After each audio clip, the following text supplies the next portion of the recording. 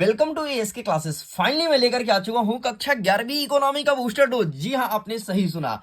जैसे ही फिजिक्स का booster dose upload होता है, मेरे प्यारे बच्चे एक्टिव हो जाते हैं। एंड एक्टिव मूड में होने के बाद सब ज्यादा यही कमेंट करते हैं कि प्लीज एएसके कक्षा 11वीं को इकोनॉमी का बूस्टर डोज लाओ ताकि हम एग्जाम में बूस्टअप कर सके।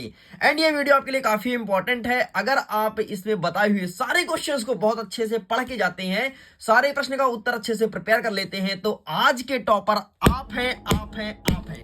क्योंकि सारा का सारा क्वेश्चन आपके एग्जाम में बूस्टर डोज से ही आने वाला है। तो बिना टाइम वेस्ट किए फटाफट हम वीडियो को स्टार्ट कर लेते हैं और देखते हैं किस प्रकार से प्रश्न रखा गया है। लेकिन अगर कुछ बच्चों के मन में क्वेरीसिटी हो कि हु इज बूस्टर डोज, आखिरकार क्या है बूस्टर डोज, इतना डिमांडिंग क्यों, इसका रीजन क्या है। देखो, अगर तुम्हारी प्रिपरेशन कैसी भी हो, तुमने साल भर कुछ भी नहीं पढ़ा, अगर तुमने बूस्टर डोज को देख लिया तो जीरो से लेकर के तुम जाकर के खड़े होगे सीधे 40% पे। और अगर तुम्हारी 40% तक लेवल तक तैयारी है तो सीधे तुम खड़े होगे 60% में। अगर 60 लेवल तक तैयारी है तो सीधे खड़े होगे 80% में। और अगर 80% तक तैयारी है तो सीधे 85 तक जाकर के पहुंचने वाले हो। ये ग्राफ जाता है बूस्टर डोज का। तो चले फिर शुरू करते हैं और बूस्टर डोज के सारे क्वेश्चन को बूस्टअप करते हैं और बढ़िया बकायदे आराम से पढ़ते हैं। प्रश्न नंबर 1 कह रहा है कि उपभोग का क्या अर्थ है। भाई अच्छे से कर लेना, उपभोग का क्या अर्थ है एग्जाम में देखने को मिलेगा। सारे सेटों के लिए बता रहा हूं। प्राथमिक आंकड़े द्वितीय आंकड़े संग्रह क्या है समझाइए। प्राथमिक आंकड़े एक सेट में, द्वितीयक आंकड़े एक सेट में, किसी किसी सेट में। प्राथमिक आंकड़े द्वितीयक आंकड़े में अंतर, ये पूछ रहा है। नेक्स्ट कहता है एनएसएसओ नेशनल सिंपल सर्वे ऑर्गेनाइजेशन क्या है। इसका कॉर्पोरेट संस्था है सीएसओ, मतलब सांख्यिकीय सिंपल ऑर्गेनाइजेशन। सांख्यिक क्या बोलते हैं इंग्लिश में, भूल गया, हिंदी में बोलते हैं सांख्यिकीय सिंपल ऑर्गेनाइजेशन। ठीक है, तो ये है, इसी के अंदर काम करता है एनएसएसओ। ये इंडिया के लिए काम करता है, ये विश्व के लिए काम करता है। तो हमारे एग्जाम में ये पूछेगा, ये नहीं। नेक्स्ट कहता है कि समांतर माध्य की विशेषता व गणना कैसे करते हैं समांतर माध्य की, मतलब समांतर माध्य का फॉर्मूला। एक सवाल आ रहा है समांतर माध्य ज्ञात करने का, ठीक है, ध्यान सुन लो। तो समांतर माध्य का फॉर्मूला आ रहा है, तो इसे अच्छे से प्रिपेयर करना है। नेक्स्ट कहता है कि भौतिक व मानव पूंजी में अंतर बताओ। वैसे ज्यादातर आ रहा है कि मानव पूंजी क्या है समझाइए। ठीक है, मानव पूंजी। ठीक, नेक्स्ट कहता है कि अपकिरण की माप का उद्देश्य बताओ। अपकिरण क्या होता है, इसके माप के उद्देश्य। नेक्स्ट कहता है बेरोजगारी क्या है। ठीक है, मौसमी व प्रच्छन्न बेरोजगारी पूछ रहा है। मौसमी बेरोजगारी इस बार पूछेगा, पिछले साल प्रच्छन्न आया था। ठीक है, इस बार मौसमी पूछेगा।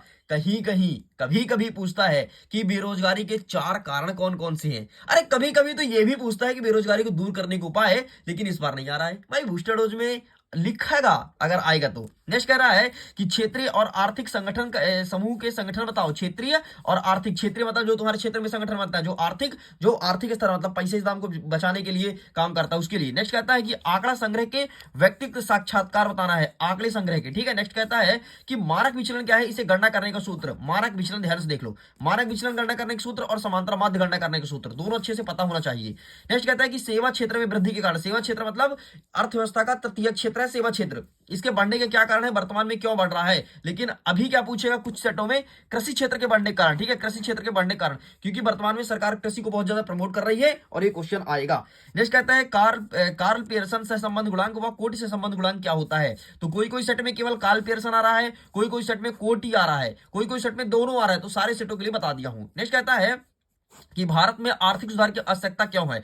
भारत में आर्थिक सुधार की आवश्यकता क्यों, मतलब पैसे दाम में सुधार करना है भाई, यहाँ के लोग काम करें, यहाँ के लोग और पैसे कमाएं, ऐसा चाहती है सरकार, इसलिए प्रश्न इस बार रखा गया है। नेक्स्ट कहता है कि मानव पूंजी की समस्या क्या है भारत में, मानव पूंजी की समस्या क्या है। नेक्स्ट कहता है रोजगार बढ़ाने के सरकार द्वारा क्या उपाय किए जाते हैं कि ताकि अधिक से अधिक लोगों को इंप्लॉयमेंट मिल सके। ठीक है, सरकार द्वारा क्या प्रयास किया जाए, ये क्वेश्चन देखने को मिलेगा।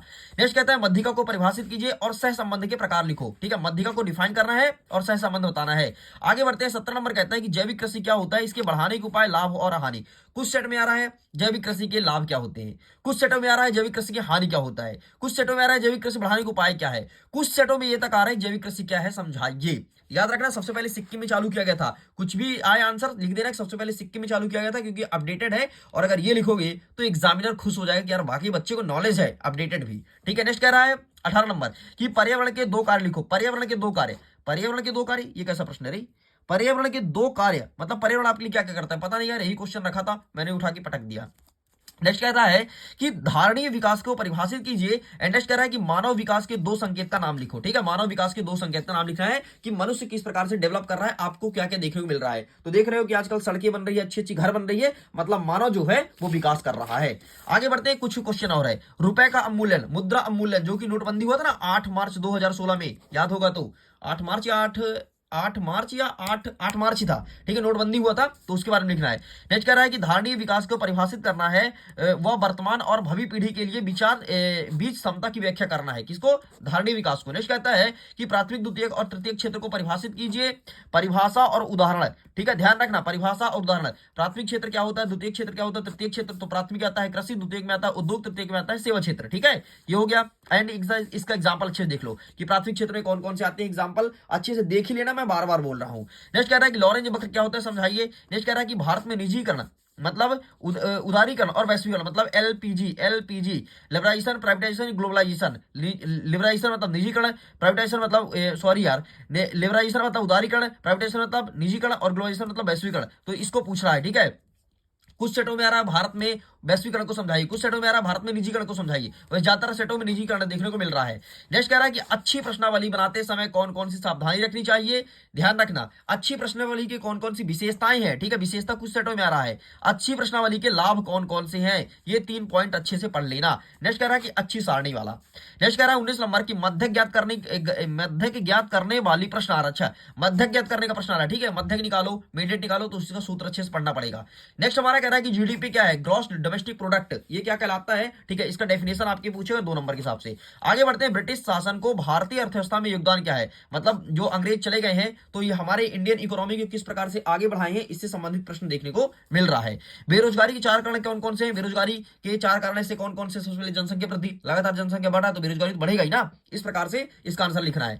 नेक्स्ट कह रहा है कि 23वां नंबर, ऊर्जा के परंपरागत और गैर परंपरागत स्रोत कौन कौन से हैं, अंतर लिखिए। कहीं कहीं ऊर्जा का परंपरागत स्रोत का नाम पूछ रहा है। एंड अंतिम 24 नंबर कहता है कि सौर ऊर्जा क्या है। इस प्रकार से स्टूडेंट्स पूरा का पूरा जल्दी जल्दी एक ही पार्ट में बहुत स्पीड के साथ मैं बूस्टर डोज के सारे क्वेश्चंस को कंप्लीट कर दिया हूं, क्योंकि मुझे पता है आपका समय बहुत कम है। एंड अब सारे क्वेश्चन को प्रिपेयर कर लो, आज के टॉपर आप हो, गारंटी के साथ कहता हूं, डंके के चोट के साथ कहता हूं। पीडीएफ को डाउनलोड कीजिए, लिंक डिस्क्रिप्शन बॉक्स में दिया गया है, जहां पर बूस्टर डोज का पीडीएफ रखा गया है। मैं वीडियो एंड करता हूं। Thanks for watching, bye bye.